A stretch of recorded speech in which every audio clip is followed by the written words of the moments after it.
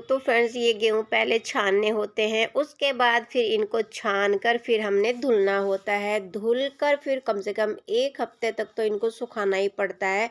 अगर गर्मी ज़्यादा है तो 2 दिन में ही बहुत अच्छे से गेहूँ हमारे धुले हुए सूख जाते हैं और पिसवाने लायक हो जाते हैं।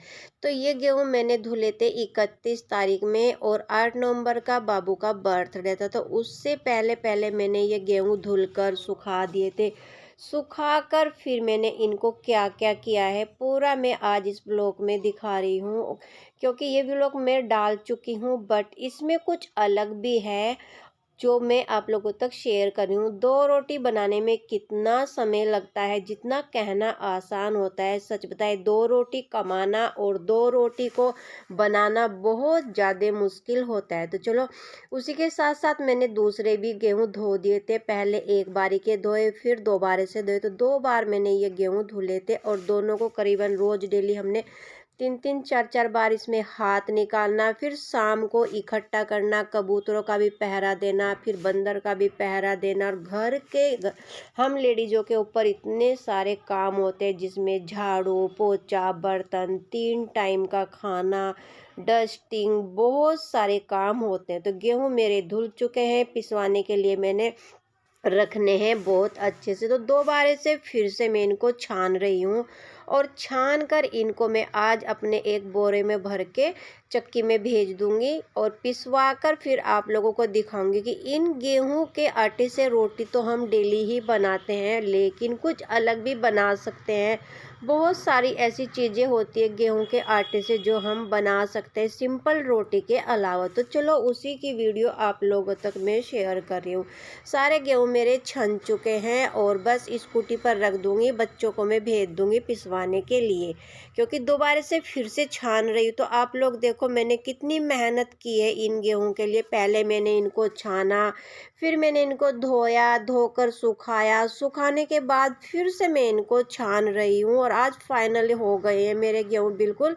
और आज ना मैं इनको चक्की में रखवा दूंगी। 3 बजे का टाइम है, 3 बजे मैंने इनको भर लिया था, क्योंकि 3 बजे के बाद नवंबर है, जैसे कि धूप हल्की हो जाती है, और 4 साढ़े 4 बजे के बाद मैं इसको भेज दूंगी।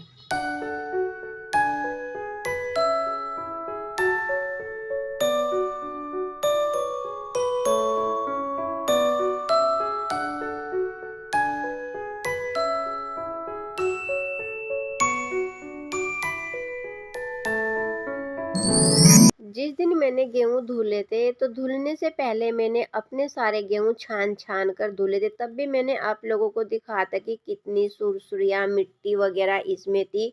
और आज मेरे गेहूँ धुल कर सूख चुके हैं, तो आज भी इसमें कुछ सुरसुरियाँ निकली हैं।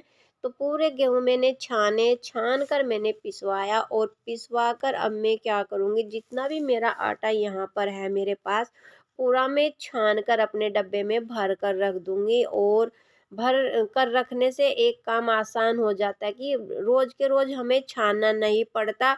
और फिर जैसे कि रोज़ की रोज़ हम छानते हैं, तो किसी डिब्बे में भी हमें इसका जो चोकर होता है वो रखना होता है, तो मुझे ना बहुत भारी सा काम ये लगता है। तो मैं क्या करूँगी, सारा आटा छान कर और जितना भी यहाँ चोकर बचेगा, जो सुबह दूध वाले भैया आएंगे दूध देने, सारा मैं उनको दे दूंगी चोकर, ताकि उनके पशु खा लें।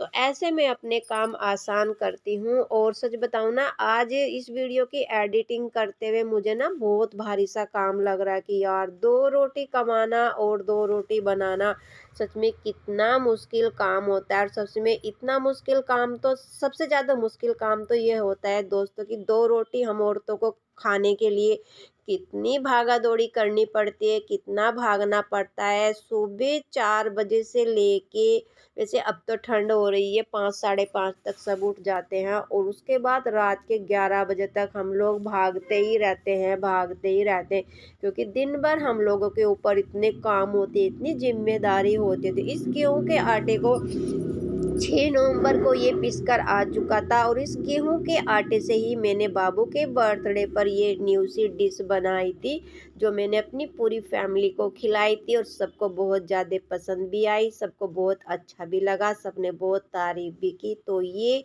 गेहूं के आटे को कितनी देर में मैंने धुला, कैसे सुखाया, क्या क्या किया यार, सच में बड़ा मुश्किल काम है। तो फ्रेंड्स, ये थी कुछ वीडियो जो मैंने आप लोगों तक शेयर की। अगर इसमें कुछ भी अच्छा लगे तो प्लीज़ लाइक शेयर ज़रूर करिएगा। फिर मिलूंगी, तब तक के लिए ओके एंड बाय बाय। अपना ध्यान ज़रूर रखिए। देखिए गेहूं के आटे से कितनी सुंदर सी डिश मैंने बनाई है अपनी फैमिली के लिए और अपने सब के लिए।